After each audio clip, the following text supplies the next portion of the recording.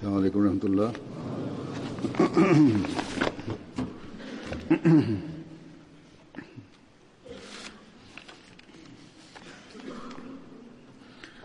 أشهد أن لا إله إلا الله وحده لا شريك له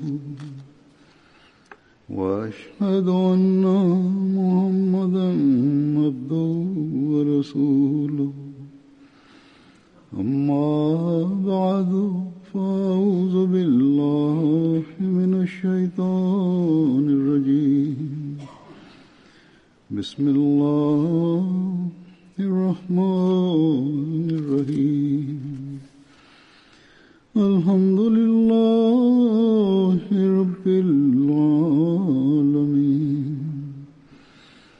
الرحمن الرحيم مالك يوم الدين إياك نعبد وإياك نستعين اهدنا الصراط المستقيم صراط الذين أنعمت عليهم غير المغضوب عليهم ولا الضالين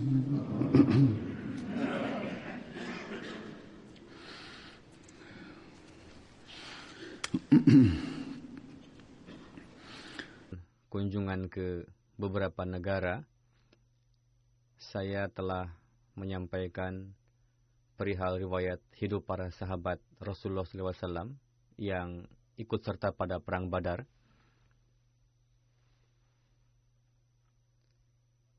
Pada hari ini pun, saya akan sampaikan lagi topik tersebut. Di antara para sahabat yang akan disampaikan pada hari ini, salah satunya adalah Hadrat Ummarah bin Hazm. Hadrat Ummarah bin Hazm radhiyallahu anhu termasuk ke dalam 70 sahabat yang ikut serta pada Baiat Aqabah kedua. Saudara beliau bernama Hadrat Amru bin Hazm, dan Hadrat Mu'abil bin Hazm juga adalah seorang sahabat. Beliau ikut serta bersama dengan Rasulullah pada Perang Badar, Uhud, dan seluruh peperangan lainnya. Pada saat Fatah Mekah, Panji Banu Malik bin Najjar dipegang oleh beliau.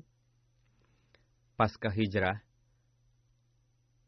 Hadrat Rasulullah menjalinkan persaudaraan antara beliau dengan Hadrat Mahraj bin Nazlah. Ketika terjadi peristiwa kekacauan yang ditimbulkan oleh orang-orang yang murtad pasca kewafatan Rasulullah, dan mereka memulai menyerang umat muslim, dalam hal ini Hadrat Ummarah bin Hazm ikut berperang dalam melawan mereka dari pihak muslim bersama dengan Hadrat Khalid bin Walid. Pada akhirnya Hadrat Ummarah bin Hazm syahid pada Perang Yamamah. Ibunda beliau bernama Khalidah binti Anas. Abu Bakar bin Muhammad meriwayatkan, suatu ketika Hadrat Abdullah bin Sahal digigit ular. Ketika itu Rasulullah bersabda, bawalah dia kepada Ummarah supaya didam, yakni didoakan dengan cara yang khas. Sahabat itu berkata, wahai Rasul, orang ini sudah sekarat. Rasulullah bersabda, bawalah kepada Ummarah, nanti dia akan mendoakannya. Allah Ta'ala akan menyembuhkannya. Sesungguhnya Rasulullah lah yang telah mengajarkan Hadrat Ummarah untuk mendoakan dan mengajarkan doa. Dalam hal ini bukanlah berarti bahwa Hadrat Rasulullah memerlukan doanya atau damnya Hadrat Ummarah, atau Rasulullah sendiri tidak bisa melakukannya, na'udzubillah. Melainkan orang-orang telah ditetapkan untuk tugas-tugas tertentu, dan di belakang itu semua daya pensucian dan curahan keberkatan Rasulullah lah yang berperan. Dalam Sirat Ibni Hisham tertulis bahwa orang-orang munafik biasa datang ke Masjid Nabawi dan mengolok-olok perkataan umat muslim, menghina agama mereka. Terkadang mereka pun menyampaikan hinaan secara langsung di hadapan umat muslim. Suatu ketika, beberapa di antara orang-orang munafik itu berkumpul di Masjid Nabawi. Rasulullah melihat mereka saling berbisik satu sama lain. Rasulullah memerintahkan sahabat untuk mengeluarkan orang-orang munafik itu dari masjid. Lalu dikeluarkanlah mereka.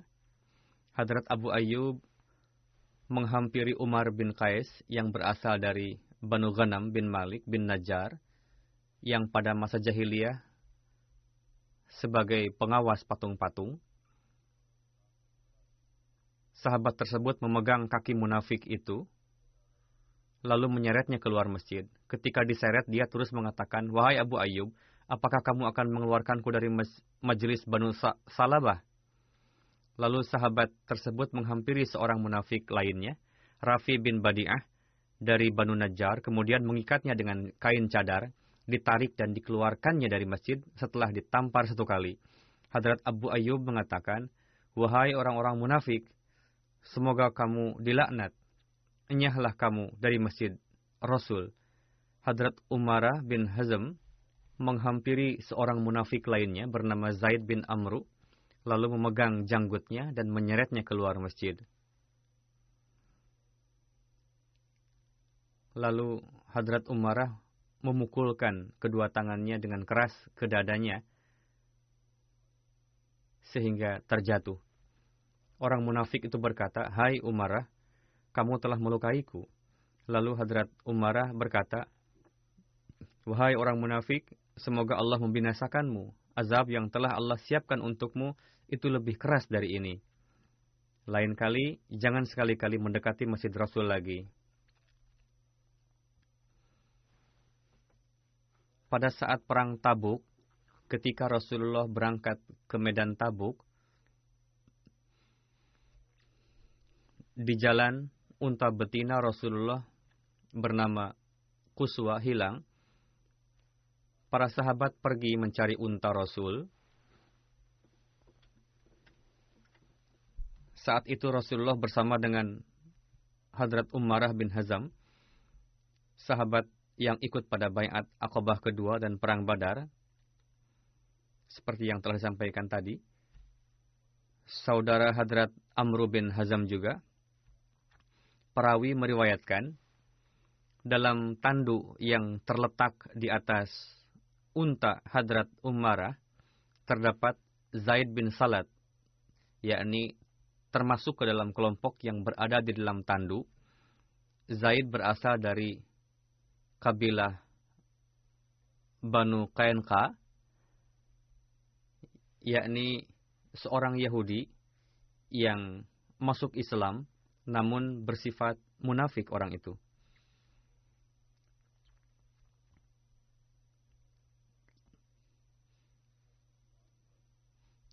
Zaid mengatakan dengan nada mencibir,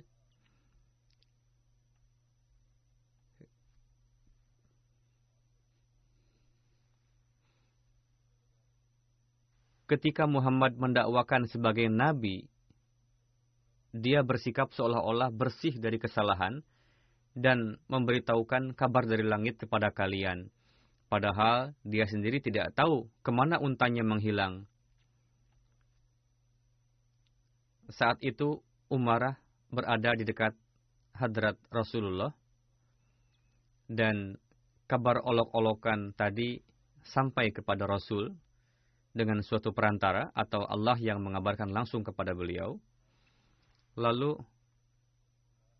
Rasulullah bersabda, ada orang yang mengatakan bahwa Muhammad mengabarkan kepada orang-orang perihal kabar samawi, padahal dia sendiri tidak tahu kemana untanya pergi. Rasul bersabda, "Demi Tuhan, aku tidak mengetahui mengenai sesuatu hal kecuali Allah Ta'ala kabarkan kepadaku. Aku tidak mengetahui hal gaib Namun jika Allah mengabarkan, aku kabarkan. Untuk membungkam mulut orang Yahudi tersebut, Allah Ta'ala telah mengabarkan kepada Rasulullah. Rasul bersabda, Allah telah memberitahukan padaku perihal unta, bahwa unta itu tengah berada di suatu lembah, mengisyarahkan pada suatu lembah, tali unta tergantung pada sebuah pohon, pergilah ke sana dan bawalah unta itu kemari. Lalu sahabat pergi dan membawa unta Rasul. Bagaimana untuk membungkam mulut orang Yahudi tadi, Allah Ta'ala telah memperlihatkan pemandangan kepada beliau perihal posisi di mana unta itu berada. Baihaqi dan Abu Naim meriwayatkan, Hadrat Umarah pergi menuju tandunya dan berkata, "Demi Tuhan, pada hari ini telah terjadi sesuatu yang ajaib. Barusan Rasulullah mengabarkan kepada kami perihal seseorang yang mana Allah kabarkan kepada Rasulullah. Jelaslah bahwa perihal orang munafik tadi telah Allah kabarkan kepada Rasulullah, perihal Zaid bin Salat. Di antara orang yang berada dalam tandu Hadrat Umarah, salah seorangnya mengatakan bahwa, demi Tuhan, sebelum Anda datang, Zaid telah mengatakan sesuatu seperti yang Anda katakan barusan, yakni apa yang beliau katakan perihal Allah Ta'ala mengabarkan kepada Rasulullah, persis Zaid pun mengatakan hal yang sama sebelum Anda datang. Lalu Hadrat Umarah memegang leher Zaid dan berkata kepada sahabat lainnya, "Wahai para hamba Allah, tadi di dalam tanduku terdapat ular, namun saya tidak tahu kalau harus mengeluarkannya." Umarah berkata kepada Zaid, "Setelah ini kita tidak ada hubungan lagi." Sebagian orang beranggapan bahwa di kemudian hari Zaid bertaubat, sedangkan sebagian lagi beranggapan bahwa dia terus bersikap jahat sampai ajal menjemputnya. Hadrat Ziyad bin Naim meriwayatkan dari Hadrat Umarah bin Hazam bahwa Rasulullah bersabda, ada 4 hal yang jika diamalkan, maka akan terhitung sebagai muslim. Dan jika meninggalkan salah satunya, maka ketiga amalan yang lainnya tidak akan bermanfaat sedikit pun baginya. Hadrat Ziyad meriwayatkan, saya bertanya kepada Hadrat Umarah, apa saja keempat hal tersebut? Hadrat Umarah menjawab, salat, zakat, puasa, dan ibadah haji. Adalah penting untuk beriman dan mengamalkan keempat hal tersebut. Salat adalah wajib, zakat juga diwajibkan bagi yang wajib atasnya, begitu juga puasa ketika sehat, begitupun ibadah haji diwajibkan bagi yang mampu. Perlu untuk mengimani dan mengamalkan keempat amalan tersebut. Sabda tersebut tertulis dalam kitab Asadul Ghabah. Saat ini sebagian umat muslim memberikan definisi atas status keislamannya, dan ada juga ulama yang memfatwakan kafir dan mengada-adakan sendiri definisi muslim sekehendak mereka.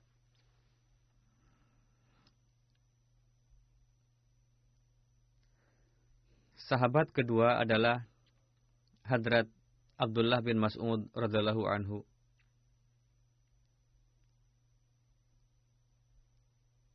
Beliau dijuluki Abdurrahman dan berasal dari kabilah Banu Uzail.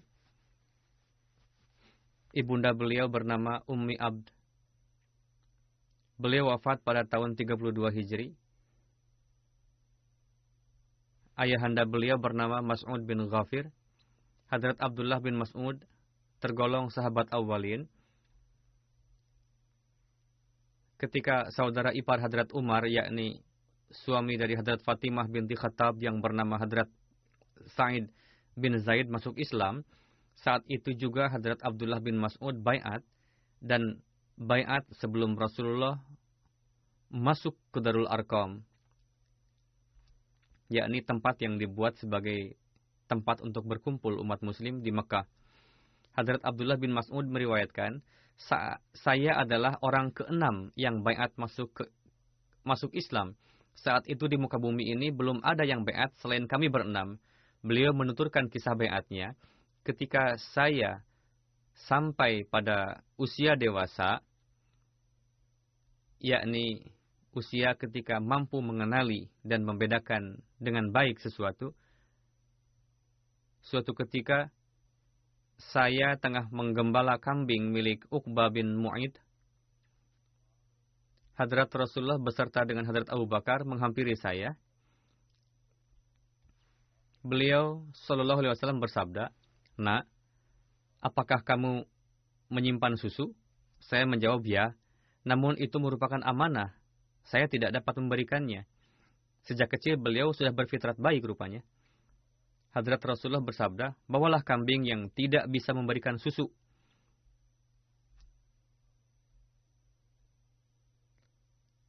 Lalu saya membawa kambing muda ke hadapan Rasul. Lalu Rasulullah mengikat kakinya dan mulai mengusap tempat keluar susu dan berdoa. Lalu keluarlah susu darinya. Dan Hadrat Abu Bakar membawa wadah dan Rasul memerah susu. Lalu dipancarkan ke dalam wadah dan bersabda kepada Hadrat Abu Bakar, "Minumlah." Hadrat Abu Bakar meminumnya, lalu Rasulullah minum. Lalu Rasul mengusap lagi tempat keluar susu dan bersabda, "Menyusutlah." Lalu menyusutlah tempat keluar susu seperti semula. Saya berkata, "Wahai Rasul, ajarkan juga pada saya di antara doa-doa yang Huzur baca tadi." Lalu Rasul mengusap kepala saya dan bersabda, "Kamu adalah pemuda yang terpelajar." Beliau meriwayatkan, saya telah menghafal 70 surat secara langsung dari Rasulullah. Berkenaan dengan beliau, Hadrat Mirza Bashir Ahmad menulis dalam buku Sirat Khatamun Nabiyyin bahwa Abdullah bin Mas'ud yang notabene bukan dari bangsa Quraisy, berasal dari kabilah Huzail, adalah seorang yang miskin dan biasa menggembala kambing-kambing milik Uqbah bin Abi Mu'id, pemuka Quraisy.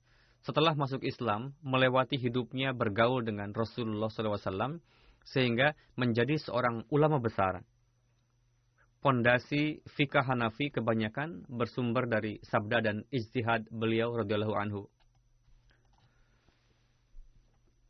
Berkenaan dengan fadilah ilmu agama beliau, terdapat riwayat Hadrat Ibnu Mas'ud mengatakan bahwa orang-orang mengetahui bahwa di antara sekian orang, saya termasuk orang yang menguasai ilmu kitabullah.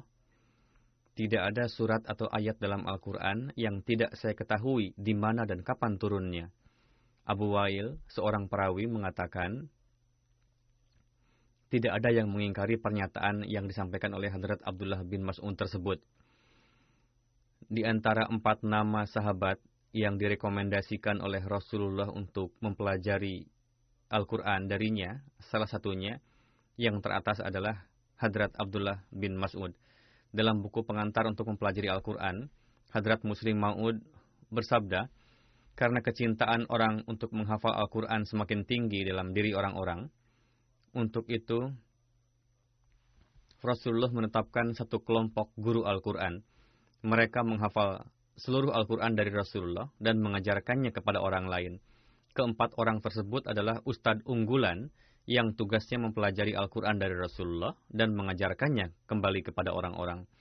Kemudian para sahabat yang belajar dari beliau-beliau pun mengajarkannya lagi kepada murid-muridnya.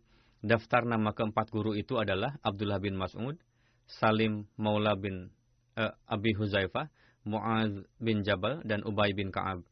Di antara mereka 2 nama pertama adalah Muhajirin dan 2 nama yang kedua adalah dari sahabat Ansor. Abdullah bin Mas'ud adalah seorang pekerja kuli. Salim seorang budak belian yang dibebaskan, sedangkan Mu'adz bin Jabal dan Ubay bin Ka'ab adalah para pemuka Madinah.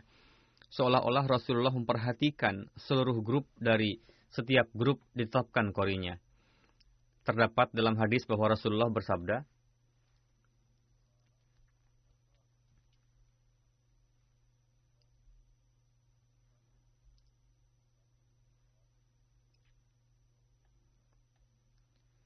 artinya, orang yang ingin mempelajari Al-Quran dapat mempelajarinya dari keempat orang tersebut, yakni Abdullah bin Mas'ud, Salim Maula Abi Huzaifah, Mu'adz bin Jabal, Ubay bin Ka'ab. Hadrat Muslim Maud menulis, keempat orang ini mempelajari seluruh Al-Quran dari Rasulullah atau memperdengarkan bacaannya kepada Rasulullah lalu diperbaiki oleh Rasul. Namun selain mereka pun banyak juga para sahabat yang mempelajari Al-Quran dari Rasulullah secara langsung. Sebagaimana dalam riwayat dikatakan, Suatu ketika, Abdullah bin Mas'ud membaca Al-Quran dengan suatu gaya, lalu Hadrat Umar menghentikan bacaannya dan berkata, bukan begitu bacanya, tapi begini. Abdullah bin Mas'ud berkata, tidak, Rasulullah lah yang mengajarkan demikian kepada saya. Lalu Hadrat Umar mengajak beliau ke hadapan Rasulullah dan berkata, wahai Rasul, orang ini keliru dalam membaca Al-Quran.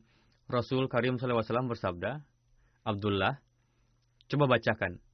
Ketika dibacakan oleh Abdullah, Rasul bersabda, bacaannya benar? Hadrat Umar berkata, wahai Rasul, Huzur kan telah mengajarkan cara baca kata tersebut kepada saya dengan cara yang berbeda. Beliau bersabda, cara baca yang kamu lakukan pun benar. Atas dasar itu, Hadrat Muslim Ma'ud menyimpulkan bahwa tidak hanya keempat sahabat itu saja yang mempelajari Al-Quran dari Rasulullah, melainkan para sahabat lain pun belajar juga dari Rasulullah. Sebagaimana yang dikatakan oleh Hadrat Umar bahwa Rasul mengajarkan bacaan Al-Quran dengan cara yang berbeda, memberitahukan bahwa Hadrat Umar pun belajar Al-Quran secara langsung dari Rasulullah. Dalam satu riwayat dikatakan, setelah Rasulullah, yang paling pertama membaca Al-Quran secara terang-terangan di Mekah adalah Abdullah bin Mas'ud. Sebagaimana terdapat riwayat, suatu ketika, para sahabat berkumpul, salah seorang berkata, orang Quraisy belum pernah mendengarkan tilawat Al-Quran dengan suara tinggi. Apakah ada orang yang dapat mengumandangkannya? Hadrat Abdullah bin Mas'ud berkata, saya bisa. Orang-orang mengatakan, kami khawatir jangan sampai orang-orang kafir akan menganiayamu, karena Abdullah ini seorang kuli biasa. Jika ada orang berpengaruh di antara umat muslim yang dapat melakukannya, akan lebih baik. Nantinya, jika ada orang kafir yang akan memukulinya, maka kawan-kawan dari kabilahnya akan menolongnya. Hadrat Abdullah bin Mas'ud mengatakan, jangan khawatir, Allah akan menyelamatkan saya. Huzur bersabda, sungguh mengherankan melihat gejolak yang ada dalam diri para sahabat. Pada keesokan harinya, waktu matahari sepenggalah, beliau pergi ke Maqam Ibrahim dan mulai menilawatkan Al-Quran dengan suara tinggi. Beliau mulai membaca Bismillahirrahmanirrahim, Ar-Rahmanu 'allamal Quran. Penduduk Quraisy yang tengah duduk dalam majelis mereka merasa keheranan dengan amalan tersebut. Sebagian mengatakan bahwa orang ini tengah membacakan kalimat-kalimat yang biasa dibacakan oleh Muhammad. Mendengar itu, orang Quraisy tadi bangkit lalu menampar wajah beliau. Namun beliau terus melantunkannya dan terus membacanya sampai yang diinginkan. Setelah Abdullah bin Mas'ud kembali kepada para sahabat, melihat bekas tamparan pada wajah Abdullah, sahabat lain bertanya, itulah yang kami khawatirkan, jangan sampai mereka memukulimu. Hadrat Abdullah bin Mas'ud mengatakan, sesungguhnya para musuh Tuhan ini tidak pernah sedemikian rupa tanpa hakikat dalam pandanganku, seperti ketika memukuliku tadi. Jika kalian ingin, aku akan pergi lagi besok untuk melakukan hal yang sama. Para sahabat berkata, tidak, sudah cukup.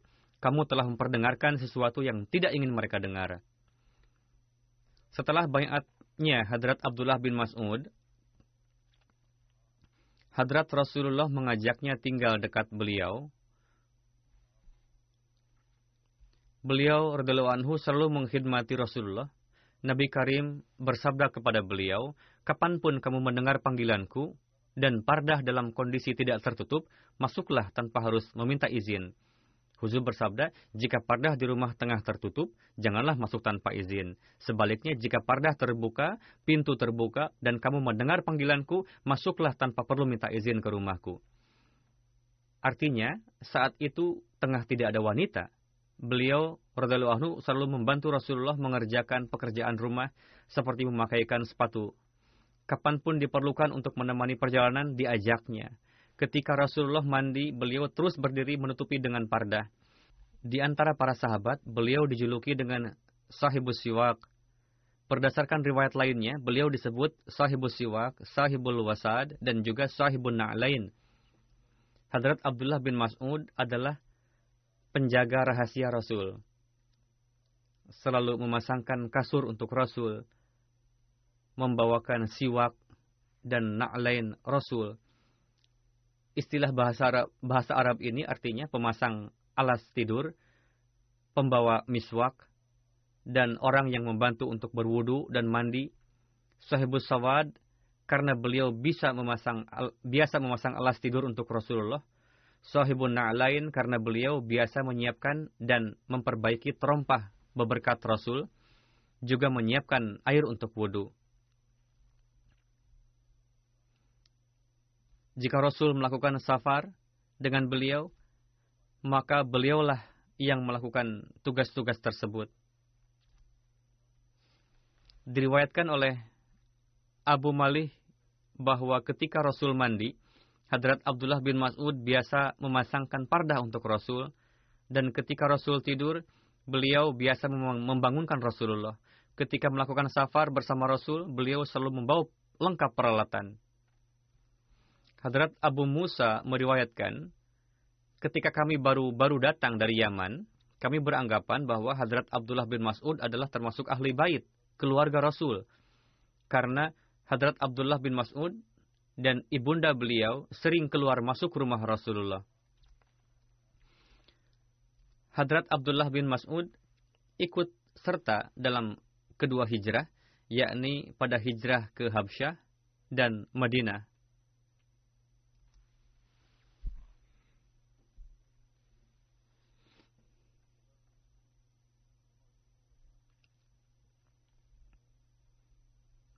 Beliau ikut serta menyertai Rasulullah dalam perang Badar, Uhud, Khandaq, Bai'at Ridwan, dan lain-lain.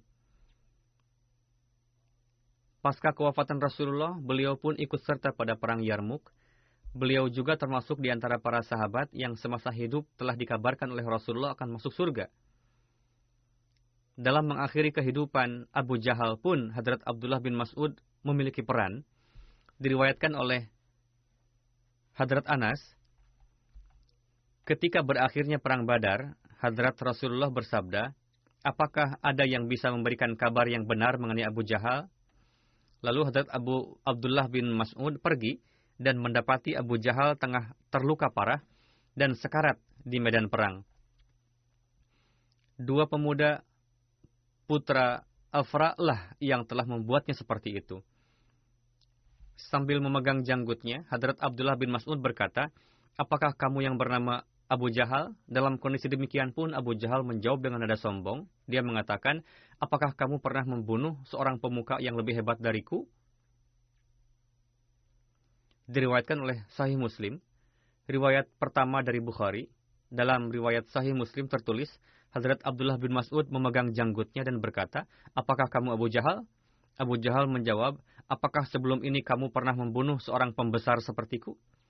Perawi mengatakan, Abu Jahal berkata, seandainya saja aku tidak terbunuh di tangan seorang petani. Dua orang pemuda dari Madinahlah yang telah menumbangkannya. Hadrat Khalifatul Masih As-Sani radhiyallahu anhu menulis lebih rinci dalam Tafsir Kabir, bagaimana musuh seumur hidupnya terbakar dalam api kedengkian, dan ketika mati pun mereka masih terbakar dalam api tersebut. Hadrat Abdullah bin Mas'ud menulis, pasca perang saya melihat Abu Jahal tengah merintih di suatu tempat disebabkan oleh luka parah. Lalu saya menghampirinya dan bertanya, bagaimana kabarmu? Dia menjawab, aku tidak menyedihkan kematianku, karena pada akhirnya seorang pejuang selalu mati. Yang aku sedihkan adalah aku terbunuh di tangan dua pemuda Ansar Madinah. Berbuatlah ihsan padaku dengan hanya penggallah leherku, supaya rasa sakitku hilang.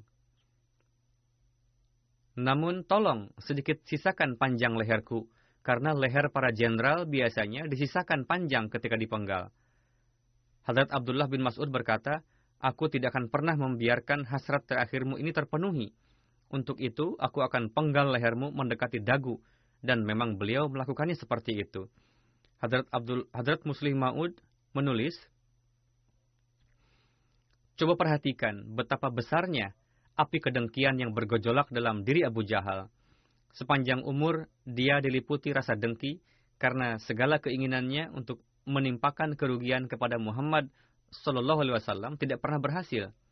Lantas ketika akan mati, dia terbakar oleh amarah karena dia terbunuh di tangan dua orang pemuda yang tidak berpengalaman. Begitu juga permintaan terakhir ketika akan mati tidak kunjung terpenuhi, yakni dia dipenggal dengan menyisakan bagian leher sedikit saja. Walhasil, dia meregang nyawa dalam kondisi terbakar dalam berbagai macam api kemarahan. Ketika Hadrat Abdullah bin Mas'ud hijrah ke Madinah, beliau tinggal di rumah Hadrat Muaz bin Jabal. Sebagian orang berpendapat bahwa beliau tinggal di rumah Hadrat Sa'ad bin Khaisma. Di Mekah beliau dijalinkan persaudaraan dengan Hadrat Zubair bin Awam, sedangkan di Madinah beliau dijalinkan persaudaraan ruhani dengan Hadrat Muaz bin Jabal. Pada masa permulaan tinggal di Madinah, kondisi ekonomi beliau tidak baik.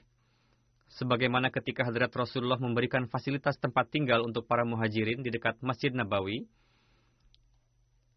beberapa orang dari Banu Zuhrah memperlihatkan rasa enggan untuk mengajak Hadrat Abdullah bin Mas'ud tinggal bersama mereka.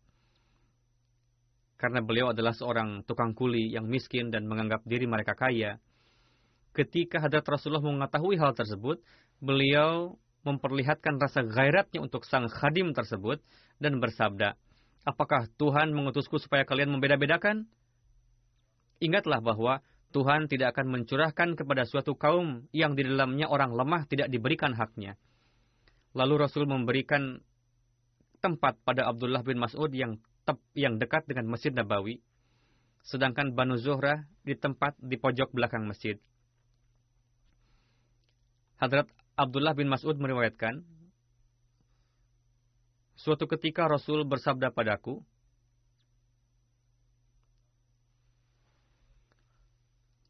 "Perdengarkanlah surah An-Nisa padaku." Lalu saya menjawab, "Wahai Rasul, apalah artinya saya sehingga harus memperdengarkan kepada Tuhan? Padahal surat tersebut turun kepada Huzur." Hadrat Rasulullah bersabda, "Saya menyukai jika ada orang lain yang menilawatkannya dan aku menyimaknya."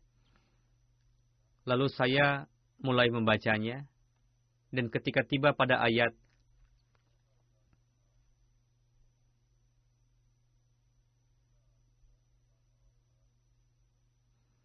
artinya, bagaimana jika kami atau Allah telah mendatangkan untuk tiap umat saksinya dan menjadikanmu sebagai saksi atas semua umat itu, maka saya melihat Nabi Shallallahu Alaihi Wasallam bercucuran air mata. Dalam riwayat dikatakan beliau bersabda, "Cukup sudah." Suatu ketika, Hadrat Umar Faruk terhenti di daerah Arafah. Ada seseorang yang datang menghadap beliau dan berkata, "Wahai Amirul Mukminin, saya berasal dari Kufah. Saya melihat di sana ada seseorang yang mengimla Al-Quran tanpa melihatnya." Lalu Hadrat Umar bertanya dengan nada marah dalam tradisi Arab, "Siapa gerangan orang itu?" Sambil ketakutan orang itu berkata, "Abdullah bin Mas'ud."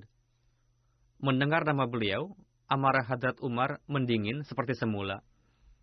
Lalu bersabda, "Saya tidak menetapkan orang lain lebih berhak dalam tugas tersebut daripada Abdullah bin Mas'ud. Beliau dapat menulis Al-Quran tanpa melihat." Hadrat Umar meriwayatkan, suatu ketika saya beserta dengan Hadrat Rasulullah dan Hadrat Abu Bakar melewati rumah Hadrat Abdullah bin Mas'ud. Saat itu beliau tengah melaksanakan salat nafal dan menilawatkan Al-Quran ketika berdiri. Lalu Nabi Karim Sallallahu Alaihi Wasallam berdiri mendengarkan tilawat beliau itu. Lalu Hadrat Abdullah bin Mas'ud ruku dan sujud. Hadrat Rasulullah bersabda, "Wahai Abdullah, apapun yang kamu minta saat ini akan dikabulkan." Lalu Rasulullah beranjak dari sana dan bersabda, "Orang yang merasa bahagia jika dia dapat membaca Quran Karim dengan segar seperti ketika diturunkan, maka orang tersebut hendaknya belajar Al-Quran dari Abdullah bin Mas'ud." Hadis ini terdapat dalam Musnad Ahmad bin Hanbal. Hadrat Abdurrahman bin Yazid meriwayatkan bahwa kami pergi kepada Hadrat Huzaifah dan berkata, "Beritahukanlah kepada kami alamat orang yang memiliki perilaku paling mendekati dengan sunnah Rasulullah, supaya kami dapat menuntut ilmu darinya dan mendengarkan hadis-hadis darinya." Beliau mengatakan, yang paling mendekati dengan sunnah Rasulullah adalah Abdullah bin Mas'ud. Berkenaan dengan kecintaan beliau dalam mengamalkan sunnah Rasulullah, dapat tergambar dari satu riwayat, pasca kewafatan Rasulullah, ketika ditanyakan kepada para sahabat, siapa di antara para sahabat yang memiliki perilaku paling mendekati sunnah dan kebiasaan Rasulullah, supaya dapat kami amalkan juga? Maka Hadrat Huzaifah bersabda, menurut hemat saya, dari sisi perilaku, kebiasaan, ucapan, dan akhlak yang paling mendekati dengan kebiasaan Rasulullah adalah Abdullah bin Mas'ud. Mungkin karena itulah Hadrat Rasulullah bersabda, aku mencintai sesuatu untuk diamalkan dalam umatku, apa-apa yang dicintai oleh Abdullah bin Mas'ud. Hadis Bukhari. Hadrat Al-Qamah meriwayatkan, sikap, keindahan akhlak, dan kesederhanaan Hadrat Abdullah bin Mas'ud disamakan dengan Hadrat Rasulullah. Putra Hadrat Abdullah bin Mas'ud, Ubaidullah, meriwayatkan, adalah kebiasaan beliau bahwa ketika orang tertidur, beliau bangun untuk tahajud. Suatu malam saya pernah mendengar beliau bersenandung sampai pagi, seperti yang dilakukan oleh lebah. Maksudnya, beliau tengah berdoa dengan suara yang kecil disertai senandung atau sedang tilawat. Hadrat Ali meriwayatkan, Hadrat Rasulullah bersabda, jika saya menunjuk seseorang sebagai amir tanpa musyawarah, maka saya akan menunjuk Hadrat Abdullah bin Mas'ud. Pada tempat lain, pernyataan Hadrat Ali tersebut disampaikan dalam corak lain, yakni dalam kitab Tabaqatul Kubra tertulis, diriwayatkan oleh Hadrat Ali, Hadrat Rasulullah bersabda kepada saya, jika saya menunjuk seseorang untuk menjadi amir tanpa majelis musyawarah umat muslim, maka saya akan menunjuk Hadrat Abdullah bin Mas'ud. Hadrat Abdullah bin Mas'ud meriwayatkan, pasca baiat masuk Islam, saya tidak pernah tidur pada saat matahari sepenggalah. Hadrat Abdullah bin Mas'ud sangat mencintai anak dan istri.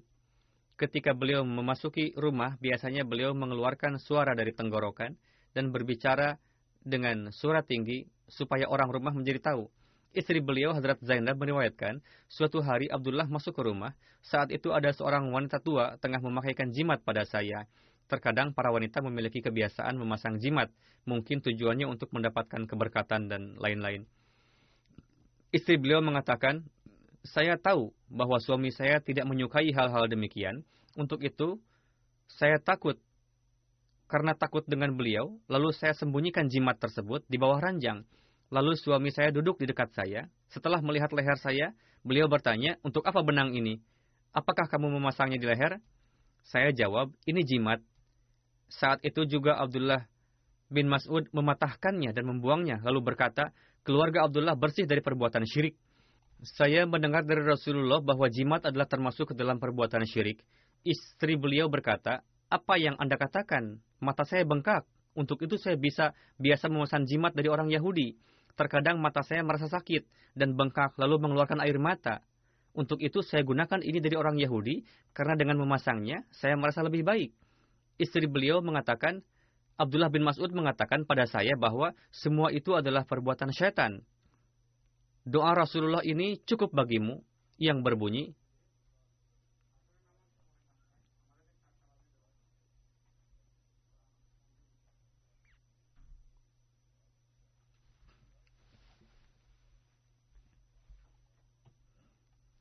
artinya, wahai pelindung manusia, jauhkanlah penderitaanku ini, sembuhkanlah aku, hanya engkaulah yang maha penyembuh. Tidak ada yang lebih mujarab selain dari penyembuhanmu. Penyembuhan yang tidak ada penyakit yang luput darinya.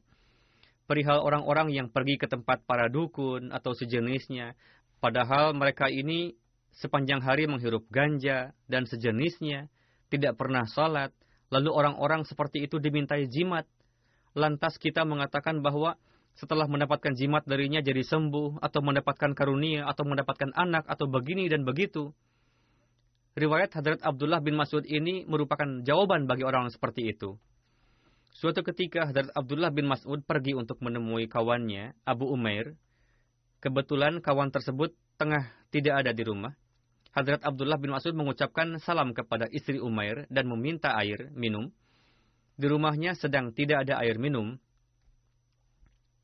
Istrinya itu menyuruh pelayannya, seorang budak belian, untuk meminta air ke tetangga. Namun sang pelayan itu tidak kembali sampai cukup lama. Melihat hal itu, istri Umair mengatai pemalas, lalu melaknat sang pelayan. Mendengar hal itu, Hazrat Abdullah pulang dalam keadaan haus.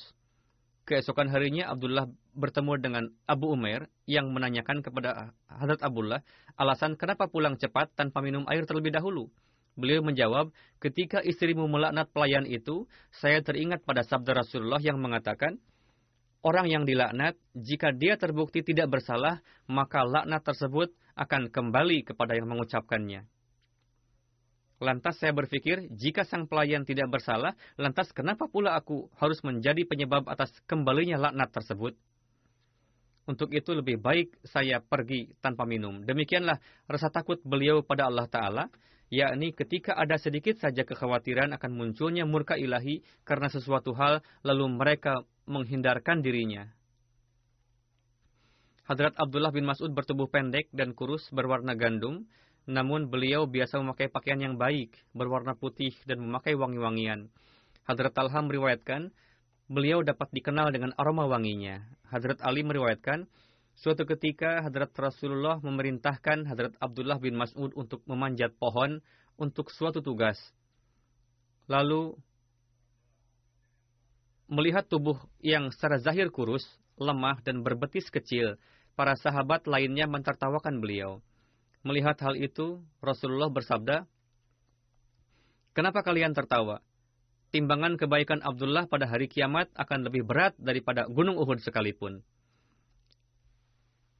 Hadrat Abdullah bin Mas'ud biasa berambut sampai ke telinga. Dalam suatu riwayat, rambut beliau sampai ke leher.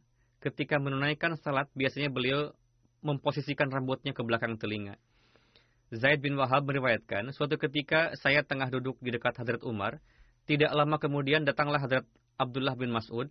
Karena beliau bertubuh pendek, jadinya beliau hampir tidak nampak karena terhalang oleh tubuh orang lain yang berpostur tinggi.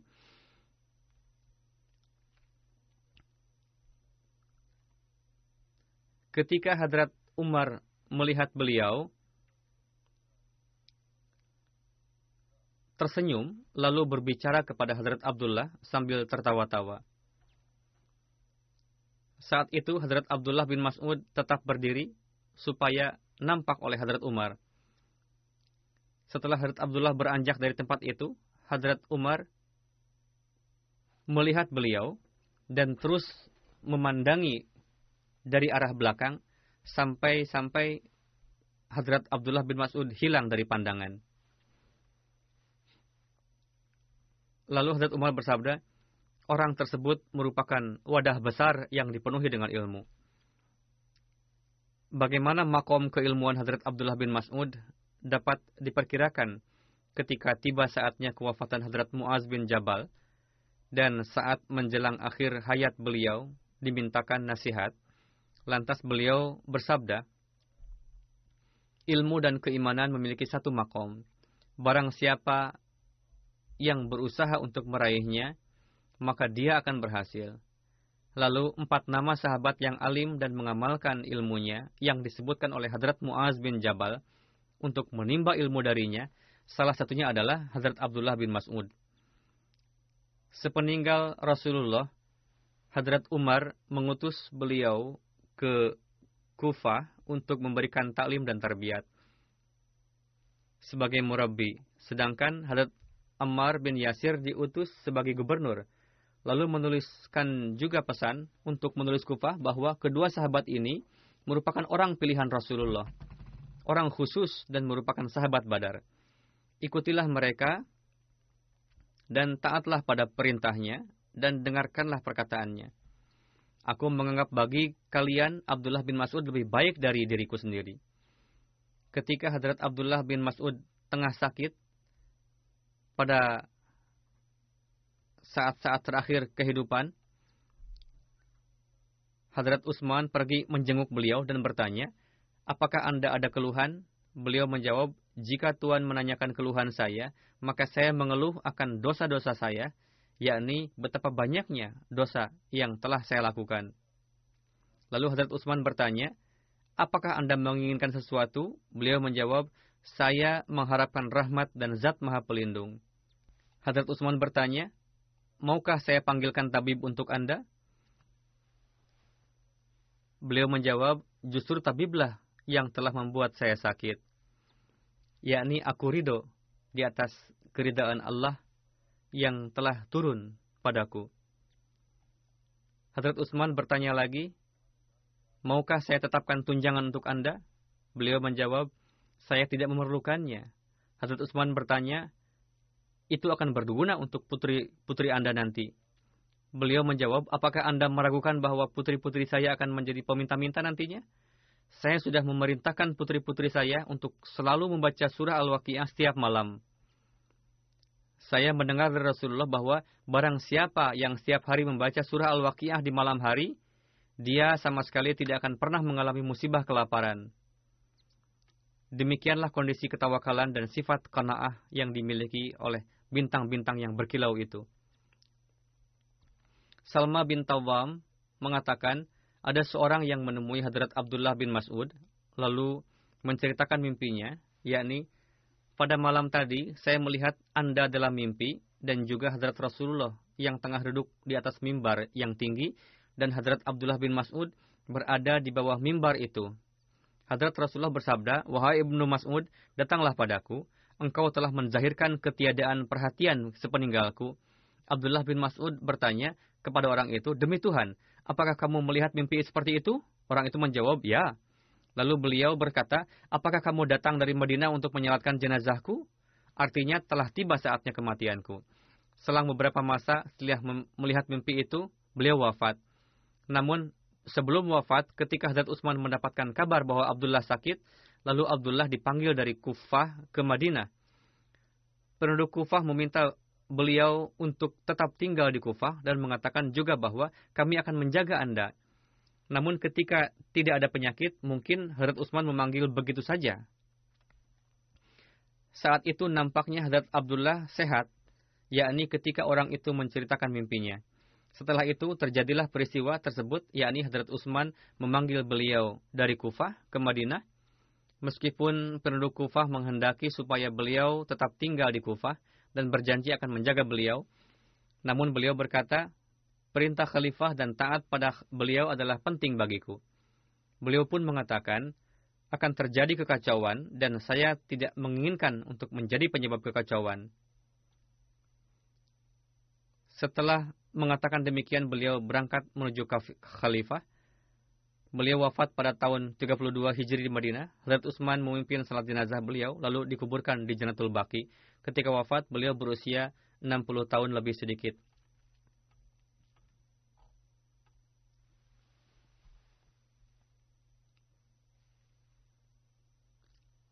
Berdasarkan riwayat lainnya, ketika wafat beliau berusia 70 tahun lebih sedikit. Saat kewafatan Hadrat Abdullah bin Mas'ud, Abu Musa mengatakan kepada Abu Mas'ud, apakah Anda beranggapan bahwa Hadrat Abdullah bin Mas'ud mewariskan orang yang memiliki kelebihan sama seperti beliau?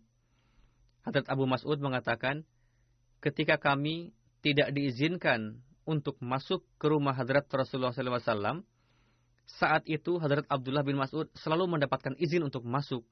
Dan ketika kami hilang dari majelis Rasulullah, saat itu Hadrat Abdullah bin Mas'ud mendapatkan taufik untuk mengkhidmati Rasul dan mendapatkan karunia untuk bergaul dengan beliau. Lantas, bagaimana mungkin ada orang yang memiliki kelebihan yang sama seperti beliau?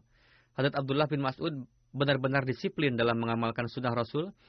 Suatu ketika ditanyakan kepada Hadrat Aisyah, di antara dua sahabat Rasul, ada sahabat yang biasa menyegerakan berbuka puasa, yakni ketika matahari terbenam, langsung berbuka puasa, dan segera mendirikan salat, yakni seketika setelah matahari terbenam. Sedangkan sahabat yang kedua melakukan kedua ibadah tersebut dengan menunda dibanding sahabat pertama. Hadrat Aisyah bertanya, siapa yang selalu menyegerakan? Dijawab, Hadrat Abdullah bin Mas'ud biasa menyegerakannya. Hadrat Aisyah bersabda kepada sahabat tersebut, seperti itu jugalah kebiasaan Rasulullah, seperti yang dilakukan oleh Abdullah bin Mas'ud. Berkenaan dengan Hadrat Abdullah bin Mas'ud, masih ada lagi riwayat dan peristiwa yang insya Allah akan saya sampaikan kemudian. Semoga Allah Ta'ala memberikan taufik kepada kita semua untuk dapat melaksanakan teladan para bintang yang berkilau itu. Amin.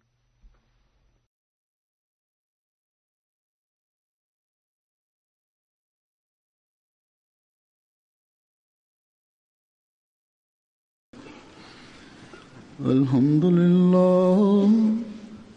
لله نحمده ونستعينه ونستغفره ونؤمن به ونتوكل عليه ونعوذ بالله من شرور أنفسنا ومن سيئات أعمالنا من يهده الله فلا مضل له ومن يضلل فلا هادي له ونشهد أن لا إله إلا الله ونشهد أن محمدا عبده ورسوله عباد الله رحمكم الله إن الله يأمر بالعدل والإحسان وإيتاء ذي القربى وينهى عن الفحشاء والمنكر والبغي يعظكم لعلكم تذكرون اذكروا الله يذكركم وادعوه يستجب لكم ولذكر الله أكبر